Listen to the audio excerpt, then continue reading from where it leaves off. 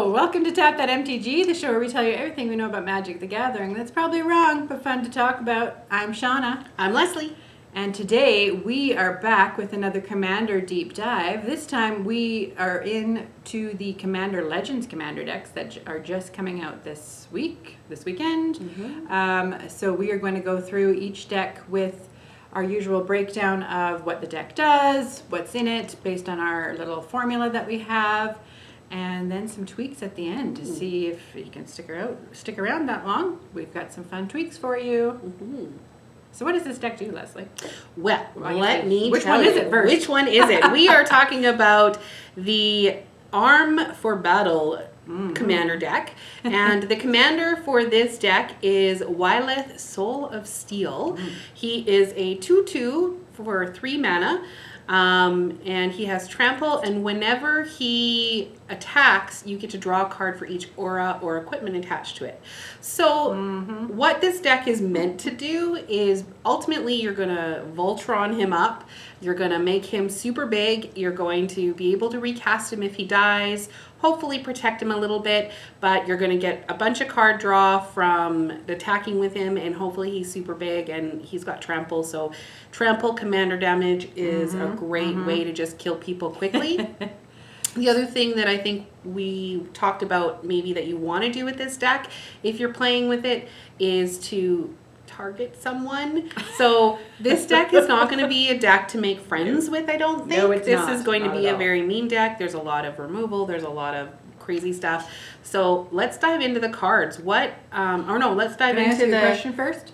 What? You used a interesting term there. What is Voltron? Or what word was that you used? Voltron? I think that's the word.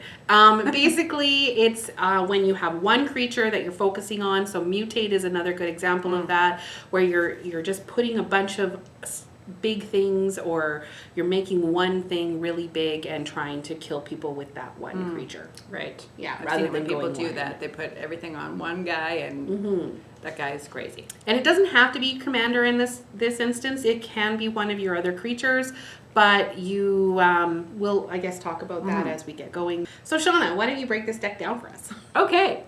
So this is a very, very aggressive deck. It has really low to the ground as far as mana goes, mana curve. So there are 8 in the 1 slot, 23 in the 2 slot, 17 in the 3 mana cost, and 8 in 4, and 4 in the 5 mana cost section. So as far as card types go, we've got 12 creatures, so not very many, and that's because of this whole Voltron thing that we were talking about. 28 instances and sorceries, because we're going to be in your face with it.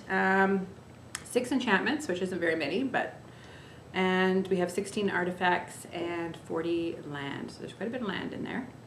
And then we have the color breakdown. So 43% of our deck is white. So that's a lot there. And we have 20% is red. 27% is the colorless, so that's all those artifacts and stuff. And then we have 10% is the multicolor, really powerful cards. So watch for those. So we have a little bit of a formula we usually use to evaluate decks. It's also a great formula when you're building a commander deck. We didn't invent it, but we use it All the time. Basically, what you're looking to create when you create a commander deck is out of your 100 cards, you're going to have one commander. You're going to have 15 cards that are good for ramp, 15 that are good for removal, 13 for card draw, 12 high impact cards, it doesn't have to be creatures, and 10 kind of other cards that might help you out or be on theme. And then you're looking at about 34 land in your commander deck. Those numbers can, of course, fluctuate 1 or 2 up or down, but somewhere close to that is what you want to stick to. So that's what we're going to compare that to this deck to, and then it will help us kind of decide if we're going to tweak or discuss why it might be a little bit different in this deck. So let's break down the cards. We'll start with what section? We always start with the ramp mana generating kinds of cards because that's how we get going. So the formula says 15. This deck, according to our calculations, only has about 5. But again, we're at that we're in that aggressive kind of deck. Yeah, we'll see There's why. a lot of cards that are in 1, 2, 3 section, so we don't need a lot of mana. But we're going to start with the core cartographer. It's for 3 and 4, so this is one of the more expensive cards. It's 2/2. When it enters the battlefield, you may search your library for a plains card and put it onto the battlefield tapped. So this is going to be a body, and it's also getting us a land. So that's why it's there. And then we have our next mana ramp is a Oresco Explorer. It is a 2/2 for 2, so it's a nice little bear. When it enters the battlefield, you get to search your library for X playing cards, where X is the number of players that control more lands than you. So you're going to want to use this early on in the game, and then you can search for however many lands, hopefully 3 if you're playing a 4-player commander game. Yeah. And then you reveal those and put them into your hand and then shuffle your library. So it's also important to remember you're putting them in your hand, so if you're playing this during your turn, because it's a creature, you don't want to have to discard a bunch of cards. So just think about the timing when you play that. Then we have our Boros Signet, which would be a Boros staple here. So it is a artifact for 2, and it is you pay 1, and you can tap it to add red and white. So it gives you those 2 mana right away. And Explorer Scope is great for any really equipment deck commander. It's a nice little common, I think underrated. It's 1 mana cost, and whenever a equipped creature attacks, you get to look at the top card of your library, and if it's a land card, you can put it onto the battlefield tapped. So especially in this deck where you're going to be attacking a lot and fast, you equip this, even if it's equipped to something you don't care about, you can re-equip it the next turn to something, and you're just going to keep looking at the top card, which is a scry, as well as, hey, it's a land, let's get that land. So this is a really big mana ramp card, and once it's on the battlefield, unless someone destroys artifacts, it's going to keep getting it. So it kind of makes up for that loss, I think. Yeah, definitely. And then we have, of course, the Soul Ring, which is only for 1, and you get to add 2 mana right away. So turn 1 Soul Ring is always a good thing. Turn 1 Soul Ring. Which it happened twice in a game we had recently. It's crazy. So our next section is removal. The formula that we go by has 15 in it, and this deck has 17 cards that are, in our opinion, good for removal. So it's always okay to err on more than less as far as removal goes.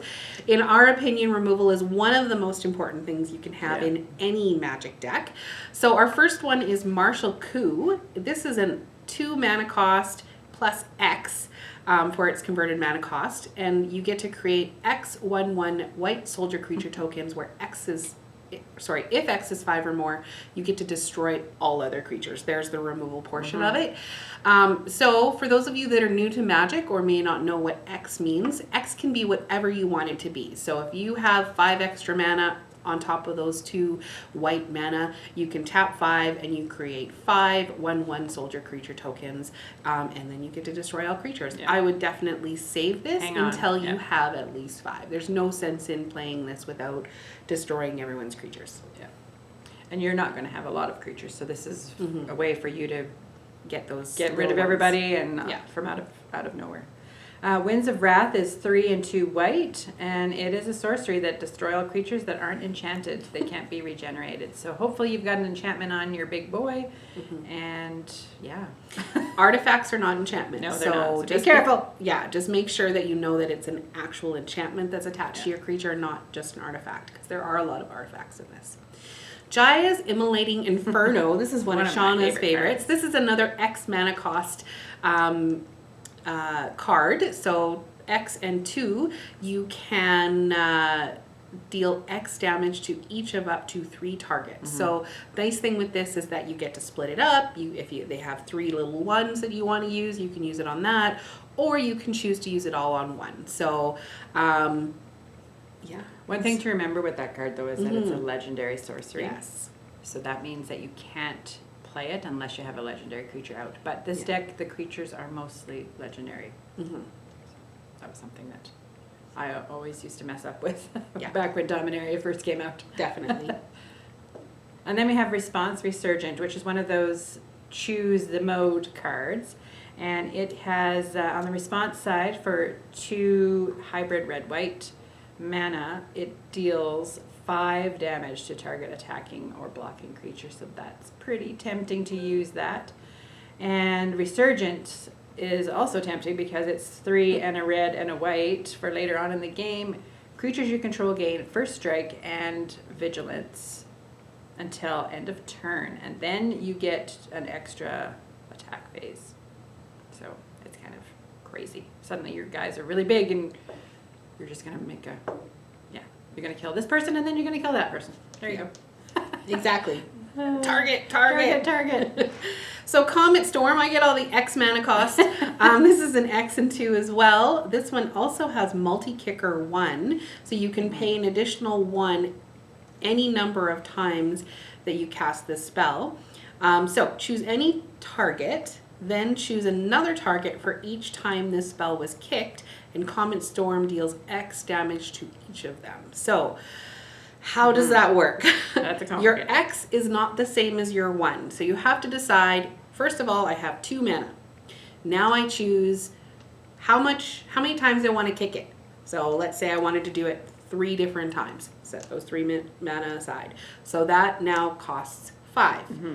Then you choose how much mana you have for X. Mm-hmm. So let's say you had 5 mana left over after that. You tap those 5 as well. You're paying 10, but you're going to be able to do 5 damage to 3 targets. So that is a little complicated, but just remember all of those costs are separate costs, and the multi-kicker is an additional cost. Yeah.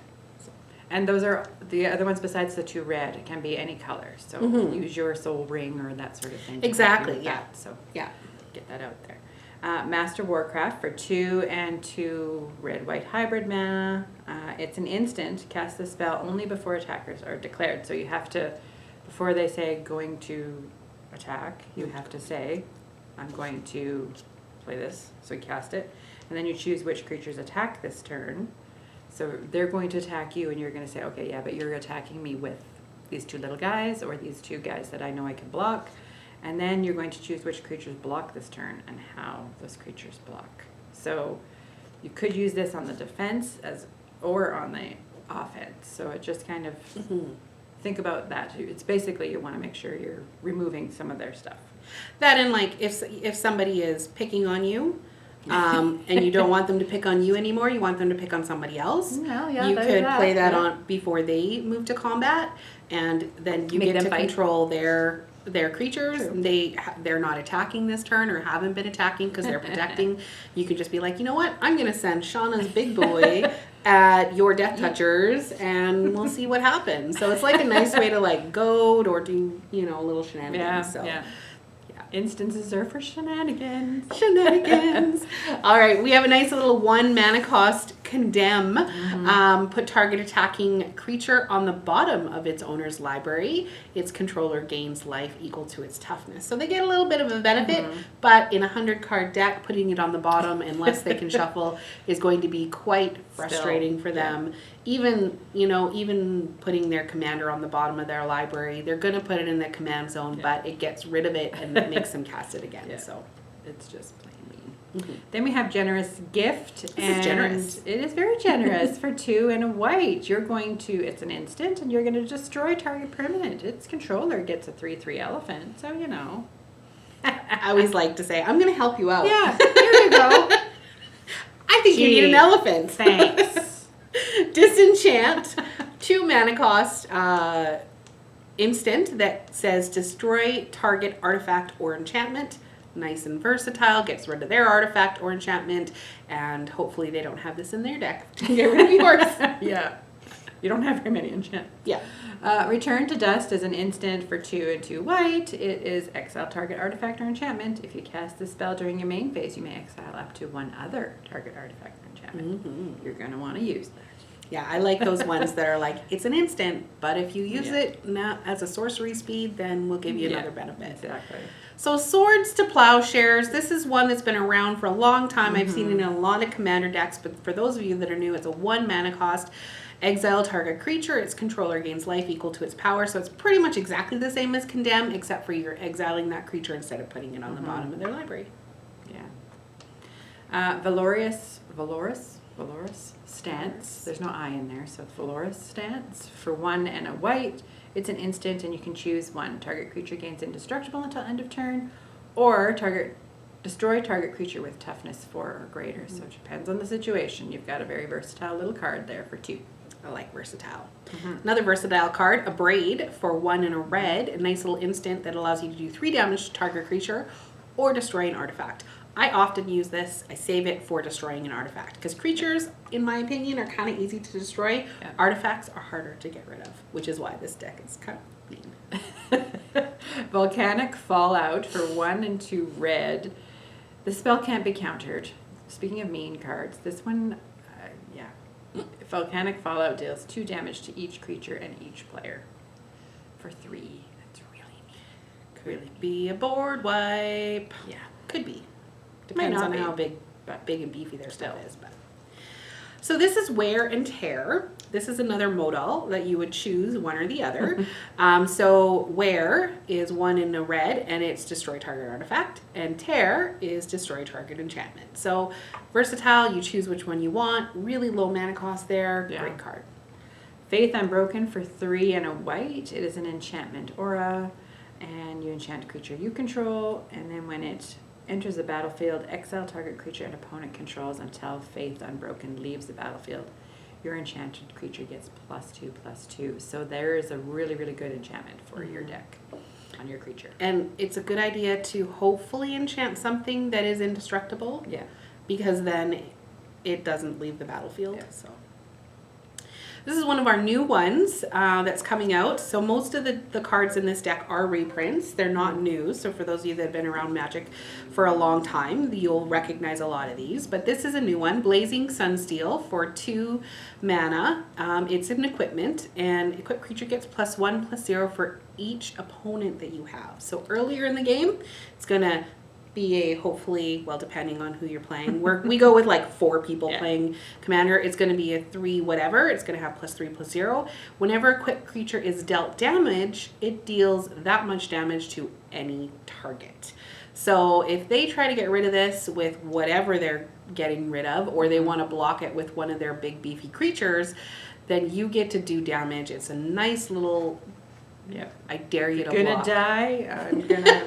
It's a nice I dare you to block card. Yeah. Yeah. And if you use this early game, hopefully you get it early game. You can just keep swinging with those little creatures that you don't care if they die. You attach them to whatever. Even your commander is low mana cost, so great little card. Yeah. I like it a lot. It does cost 4 to re-equip, but.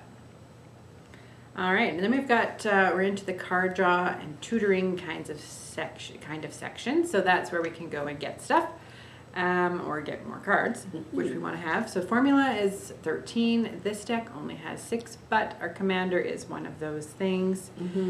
First of all, we've got a Relic Seeker for 1 and a white. It is a human soldier that has renown. So when it deals combat damage to a player, if it isn't renowned yet, you get to put a 1/1 counter on it and it becomes renowned. So it's going to get bigger as it swings. And when it becomes renowned, you may search your library for an equipment card, reveal it, and put it into your hand, then shuffle your library. So you're going to go and get one of your awesome equipments that you have. Plus you're going to have a nice little creature. Yeah, it's the epitome of tutor, that one. Shram, Senior Edificer. Shauna really likes this card. She has a nice little Shram deck with Shram as her commander. So we have 2 videos that she's played it on right now. So go check those out if you're interested in that. But this little guy is a 2/2 for 2. Low mana cost, and whenever you cast an aura, equipment, or vehicle spell, you get to draw a card. And there's a lot of auras and equipment in this deck, so you're going to get to draw a lot of cards. So just like the last section, there's not as many, or the mana section, there's not as many, but the ones that do it constantly, and they do it well. And they do it well. So then we have Tiana, Ship's Caretaker. She is for 3, a red and a white, another legendary creature. That's what we want to have. And we have a flying and first strike on her. She's a 3/3, and whenever an aura or equipment you control is put into a graveyard from the battlefield, you may return that card to its owner's hand at the beginning of the next hand step. Use your equipment? Oh, that's okay. You'll just get it back again with her. I think this was supposed to be in high impact creatures. Okay. I put it in the wrong spot. That's okay. But I'm going to talk about it now because we're in this section. So just pretend we're in a different section. So Brass Squire is a wonderful little card for 3 mana cost. So it is a 1/3, and you can tap it to attach target equipment you control to a creature you control. So no more equip costs. Yeah, if you have this guy out, you can just tap to equip. And that is amazing. So you're going to want to protect this guy once you have him out, because he's going to be really key to making your deck work. So there's actually only... Can you do that on their turn? Yeah. Yeah. Yeah. Whereas Normally you equipment can only can't. equip at sorcery speed. Exactly, you can't. So that's a good way to switch. It's like, oh, well, I'll just put my Black Blade before it. So there's actually only 5 cards for card draw in this deck. Oh, well. Yeah. Then we're on to, oh no, sorry. We're at, Expedite. For sure, it's a little 1 red cost instant that target creature gains haste until end of turn.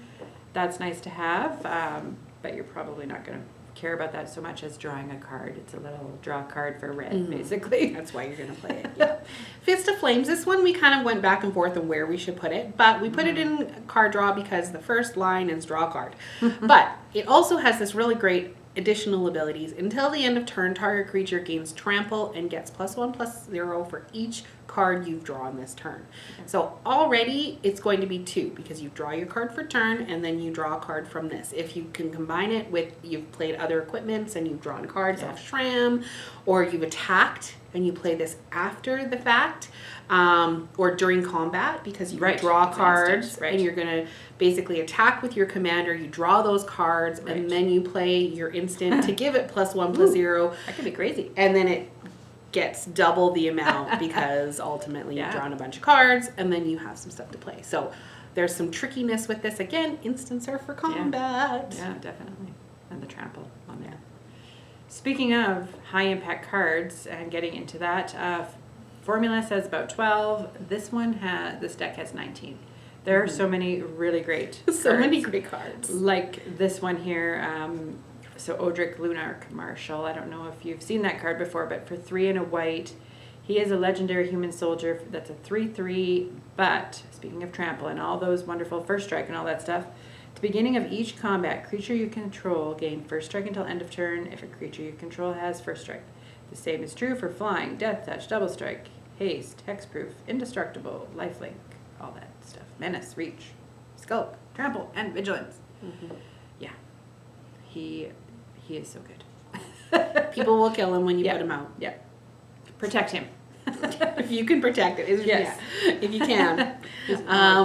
Danitha, Capishen, or on the other hand, if someone plays that, you should kill it. Danitha, Capuchin Paragon, First Strike, Vigilance, and Lifelink. So speaking of abilities that Audric can, if she's out on the battlefield, then all your creatures have First Strike, Vigilance, and Lifelink if you have Audric as well. All of them. Anyways, auras and equipment spells you cast cost 1 less to cast, which is wonderful for this deck. So that'll do some good work for you. Free equipment? Possibly. Yeah.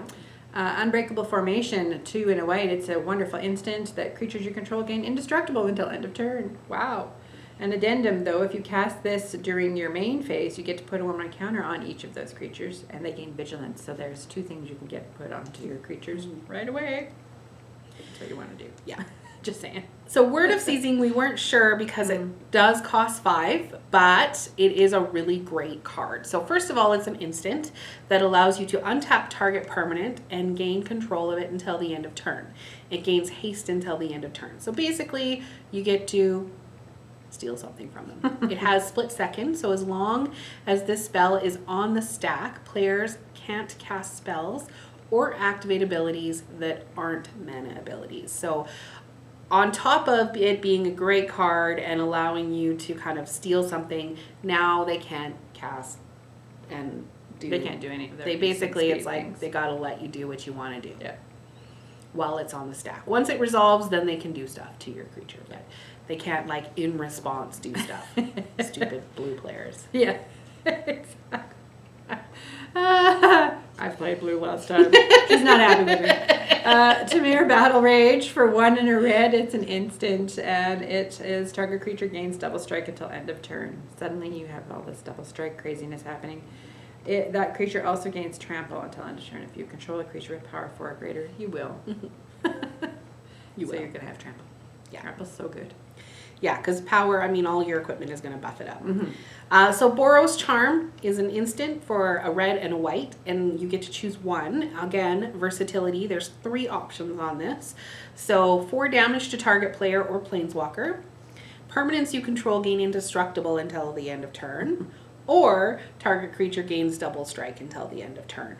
All great options, all dependent on what you need at the time. So we put that in high impact just because of its versatility and how cheap it was. And it's an instant. Yeah. Then we have Black Blade Reforged. This is why I get excited about legendary creatures. This is one of my favorite cards. For 2, it is a equipped creature gets +1/+1 for each land you control. And the only problem is that its equipment is if you equip a legendary creature, it's 3. But if you have a normal creature, it's 7 to equip. But you've got some Unless you have possibilities the of mer. equipping for free. That's pretty crazy. Yeah. So Luxodon Warhammer is another one of those. There's a lot of equipment that was high, like really high impact. That's why this section is so big. Luxodon Warhammer for 3 colorless, so any color basically. Equipped creature gets +3/+0 and has trample and lifelink.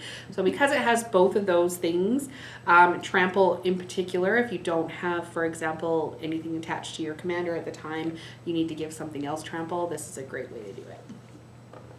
Then we're on to Sun Forger for 3. It is another equipment that equipped creature gets +4/+0.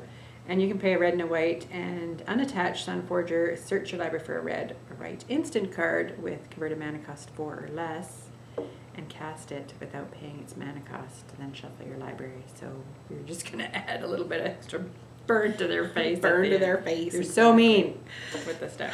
And everyone likes Sword of Vengeance for 3. Equipped creature gets +2/+0 and has first strike, vigilance, trample, and haste. So going back to Audric, Shauna, if you have your creature has the first strike, vigilance, trample, and haste because of this being on it, does that count for Audric? Yes, you have to. It has to be before combat, though. That has to be on there. Yeah, because they have to equip at sorcery speed anyway. Yeah, exactly. If this becomes unequipped for whatever reason or is not equipped anymore, just being on the battlefield doesn't give your creature, so it has to be attached, but it does count towards Audric. We have Fire Shrieker. There's a cool art on this one. It is for 3 and equipment. That equipped creature has double strike, and equip is only 2 on it. Double strike is just gonna. Oh, so good. Equipped creature gets Hero's Blade for 2. So cheap. Equipped creature gets +3/+2, and whenever a legendary creature enters the battlefield under your control, you may attach Hero's Blade to it. So it doesn't matter. They've killed your commander. You have Hero's Blade on the battlefield. You play it again. This will automatically equip to it. So it turns your commander for the rest of the game, as long as Hero Blade's on there, into a much beefier creature right off the bat. Ring of Thune for 2. It's another little equipment. Equipped creature has vigilance, and at the beginning of your upkeep, put a 1/1 counter on equipped creature. What? And then you equip for 1.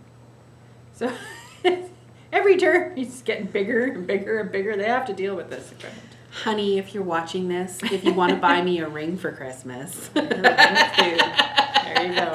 Or the Ring of Valkas.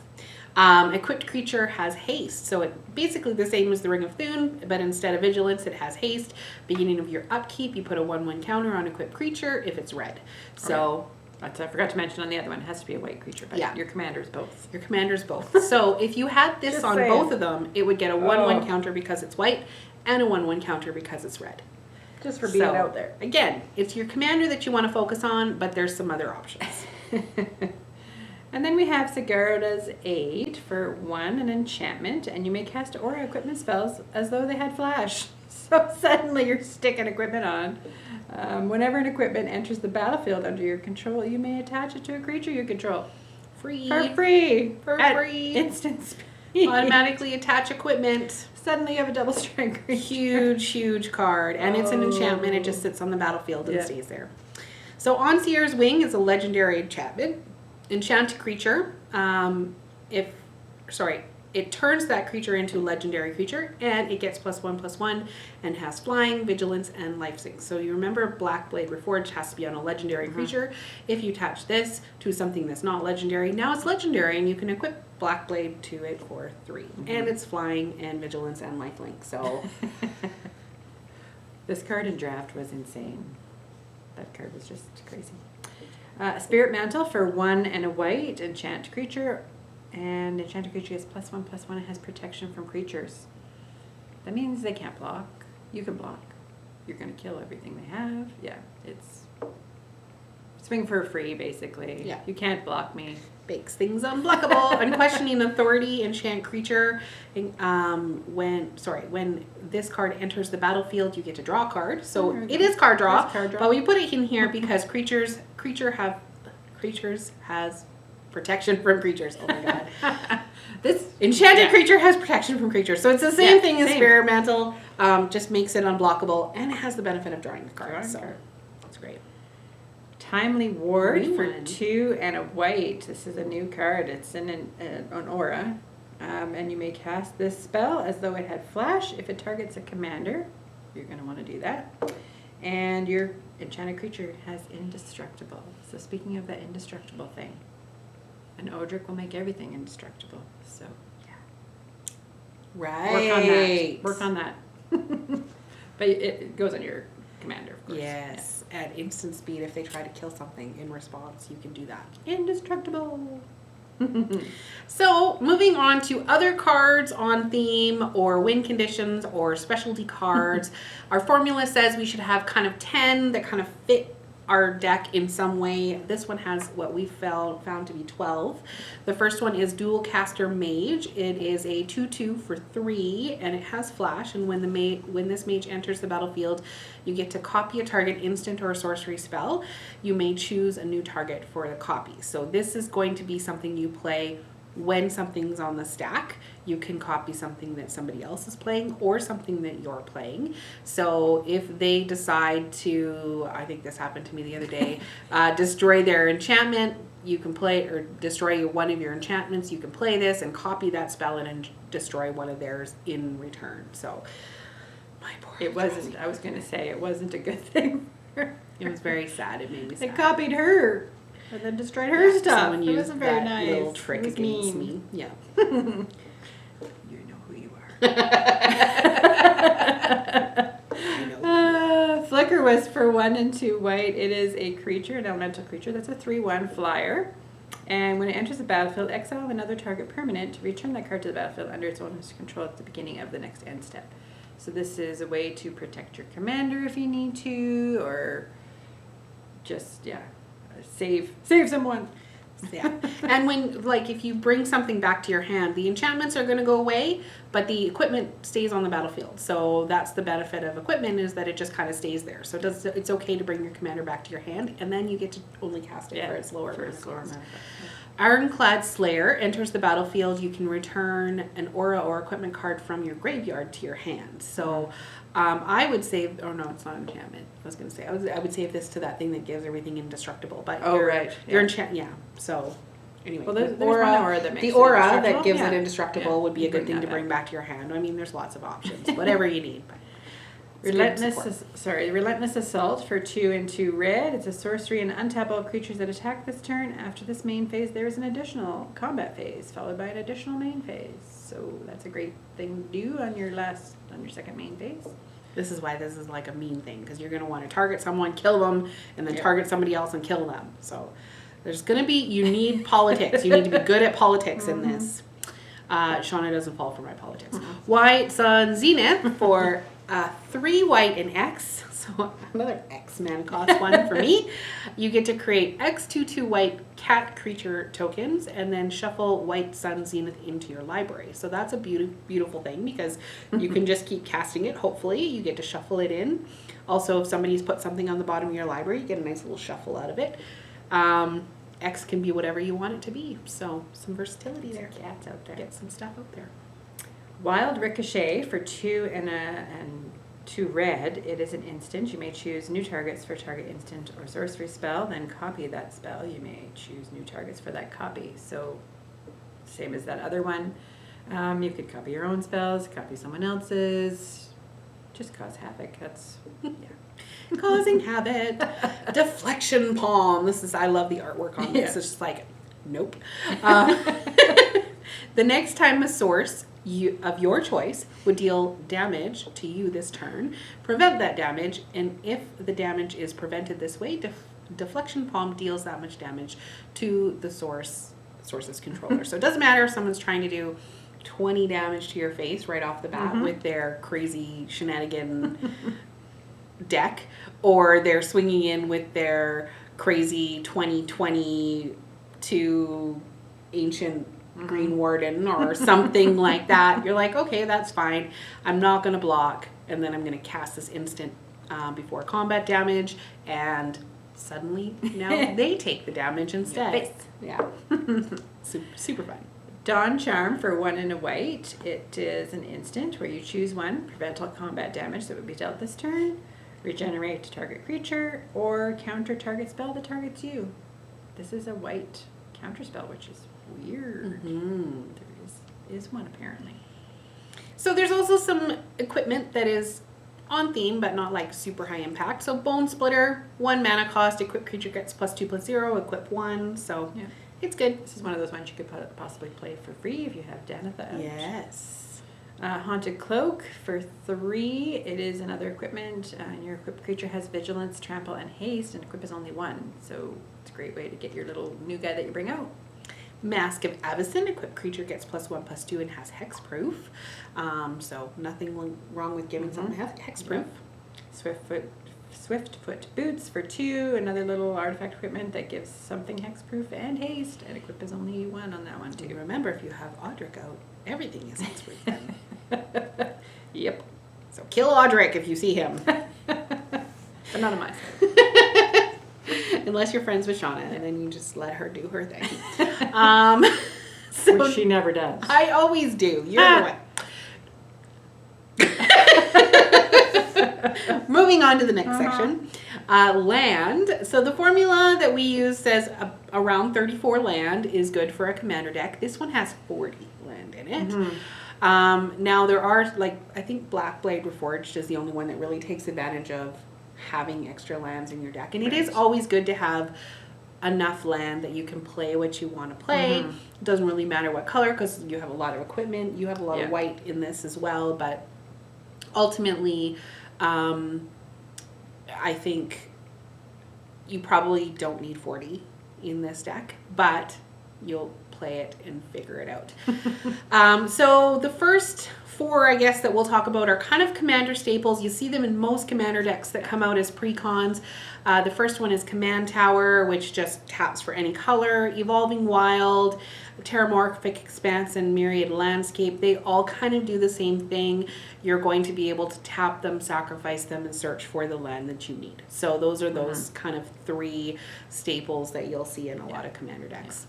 Then we've got the dual color lands. The best one, of course, is the Boros Garrison, which lets you tap for red and white, but you have to return a land to your hand when that comes out. And then, of course, we have the Guildgate, Stone Quarry, and Windscarred Crag. Each of them they come in tapped, but they can tap for either color that you need. Then there's 2 lands, Secluded Steeps and Forgotten Caves, that are tap for a certain color, but you can also cycle. So there's some card draw in there with the land, which is good. So we did talk about the fact that there's not a lot of card draw in this deck. So if you're going to take out land, don't take out these ones, because you might need the card draw, and this would be a good way to basically you instead pay 1, discard this card, and draw a card instead. Then we've got Rupture Spire and Tranquil Promenade, and they enter the battlefield tapped, and both of them, they can tap for any color, but you do have to pay 1 when that comes in. Otherwise, you have to sacrifice it. So great to have stuff that taps for any color, though. Yeah. So Sun Home Sun Home Fortress of the Legion and Slayer Stronghold are both ones that have other abilities attached to them. So they basically, you can add a colorless land to your your mana if you decide to use them as a land. Or you can, in the case of Sunhome Fortress of the Legion, pay 4 and target creature gains double strike until the end of turn. Handy. So it's almost like having a little enchantment that is harder to kill because it's a land. And then Slayer Stronghold has 2 tap, and target creature gets +2/+0 and gains vigilance until the end of turn. So nice little cards. And haste. Oh yeah, and haste. Yeah. And so nice little cards that give you some additional things that maybe an equipment or a land, or sorry, equipment or enchantment would give you, but can't get rid of them. So just a way to use up your land. Memorial to War and Encroaching Wastes are both mean lands that you can use later in the game to get rid of a land that the other person has. So they're really annoying you with your their Rogue's Passage or something like that. Rogue's Passage is a good one to target. Yeah. You can get rid of it. Speaking of Rogue's Passage, that's in this deck as well. I love this card. It is one of my favorite cards. I use it in almost all of my commander decks. Target creature can't be blocked this turn. That wins you games, especially in this case, and especially if you're doing commander damage. I love to make my commander unblockable and then swing in for lots, 21 damage, and you're dead. She's done that to me many, many times. All right. Oh dear. So there's also 9 mountains and 14 plains. So you can definitely tweak with those, but remember that you have 3 cards that are going to search for basic lands, and you have to have some basic lands to search for. So don't take out all your basic lands. But if you're going to tweak and take out some of your lands to add other things, then the basic lands are a good place to start. Yeah. There's definitely more white in this. Remember, there's 43% white, so that is why there's 14 plains and 9 mountains. So don't just say. A bunch of them have like 2 or 3. Exactly. You want to make sure that you have the white mana to use. Some of those lands that you have they just tap for colorless, so you don't want to necessarily just rely on those. So, anyways, on to tweaks. Yeah. So thank you so much. If you've gotten this far, that is kind of the basics of how to play with this deck. So Sean and I have kind of thought about some tweaks that before playing it, we thought you might want to consider based on the formula and based on what's going on with this deck. But of course, we definitely recommend that you play with it a couple times first, see what you feel it's doing that you like and what it's doing that you don't like, and then tweak from there. Yeah. So based on our formula, what are some of the things that we thought people should do? Well, we're a little worried about the mana base and not having enough going and getting more mana, and that ramp, that's the word I was looking for. And so we thought if we're going to do that, let's get some cards that also help with that whole card draw situation as well. So we've got Boros Locket, which can be a red or white mana, so that's perfect. And then later on, you can pay 4 and sacrifice it and draw 2 cards. So that's a really, really good. I'm going to use that later and get more cards back in my hand kind of thing. The key rune is similar, and it can tap for a red or white, or you can pay 2 and it becomes a creature, which is really handy dandy. So yeah, so those are just 2 examples. There's other ones out there that you can use as mana rocks, but when we were talking about it, we thought, well, if you have a mana rock, then at least other than mana, then at least you put it out and you kind of are ramping and having more stuff out there. And artifacts you are able to kill them, but it gets kind of your stuff out early, and you want to kill people early with this deck. So our first creature that we thought we would recommend, I think this is a must put in personally, just based on the colors, is Tajik, Legion's Edge. He has haste and mentor, and you get to prevent all non-combat damage that would be dealt to other creatures you control, and that is the key with this one. So they can't use damage to get rid of your creatures. They have to actually destroy them with does destroy would work, and exile would work, but doing 3 damage or doing a shock or something like that, they can't do to your creature because this just presents it. You can pay 2 and he gains first strike until the end of turn, and then going back to mentor, basically if you're swinging with him and something else, you're going to put a 1/1 counter on something. So if you have some equipment on him that's making him big as well, he's going to be super good for you in and of it himself. So I think that's a great one to put in this deck. And then if you have one, I know they're a lot of money, but I don't even know how much they are right now, but they're being used in standard, so of course it's expensive. But Embercleave, that is the equipment from heaven for anyone that's running something with red in it. So for 4 and 2 red, it is a legendary equipment that has flash, and the spell costs 1 less to cast for each attacking creature you control, so it could be easily just 2. And when it enters the battlefield, you automatically attach it to target creature you control, and then your creature gets +1/+1 and has double strike and trample. Equipped later on is 3, but that's nothing because it just does so much work for you. It's, if you have one, use it. Basically that, and something to think about when you're building decks and when you're doing tweaks and stuff like that. This is not going to be good for your politics. People will not give you any leeway after you play Embercleave. They'll be like, yeah, whatever, Leslie. You're playing Embercleave. We're going to kill you now. Yeah. So Maul of the Skyclave is also another one of those ones that is probably going to make people upset with you. When it enters the battlefield, you get to attach it to target creature you control. We love the auto-equip. If you don't have that enchantment out that lets you auto-equip, this just will auto-equip.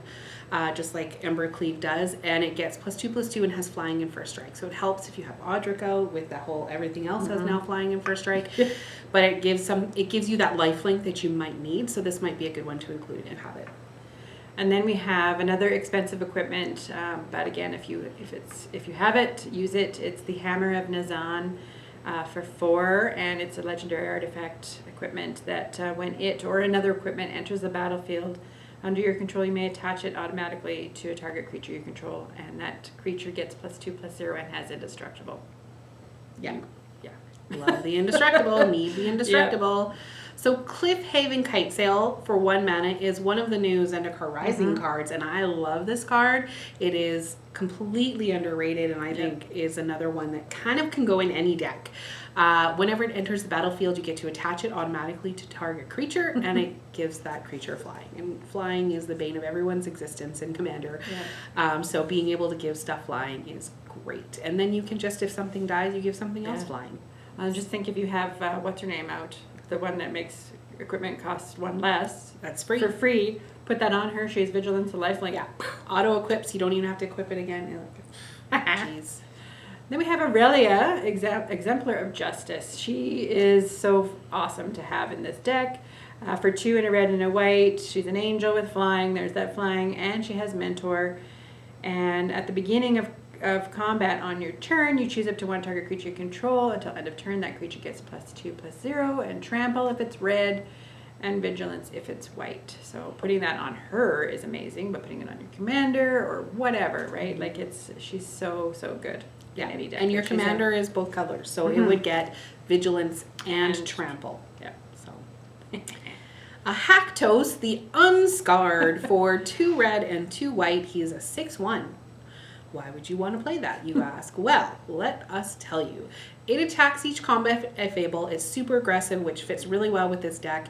When it enters the battlefield, you get to choose 2, 3, or 4 at random. So you're going to roll a dice, you're going to pick a card out of a hat, however you want to do that.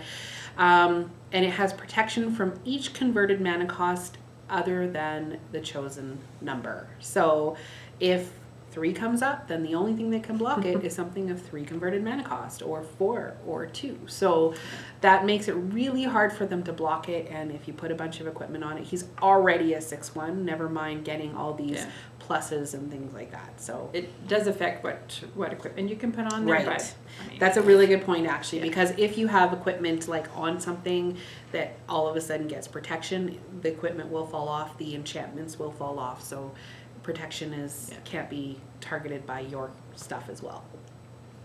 Then we have another kind of risky card, but again with the aggro, the aggroness of this deck, this might be something you want to try. It's certainly going to be fun. Chance for Glory for 1, a red and a white. It's an instant, and creatures you control gain indestructible. And then take an extra turn after this one. At the beginning of that turn's end step, you lose the game. So this is your final push. I'm going to make it happen. You've got lots of creatures out there, or even just a couple, and you just 1, 2, 3, got this person? Yeah. It's your chance It's for your chance for glory. glory. And if you get it that way, Pretty oh my awesome. gosh, It's it pretty would fun. I feel have really played that good. before in Standard. It's really fun. And really, if you win that way, like with a chance for glory, Yeah. everyone at the table is going to be like, that was epic. So, Sweet. but it is risky. So that is it for this time. Thank you so much for listening and watching. We are available on YouTube, wherever you can download podcasts. We have some podcasts there. You can feel free to connect with us on Facebook, Twitter, Instagram. We'd love to hear from you. And we also have a Twitch channel if you want to see us there. We have regular Twitch streams, so lots of different options to connect with us. We'd love to hear from you. Until next time. Tap those magic cards and have fun doing it. Bye, guys. Bye.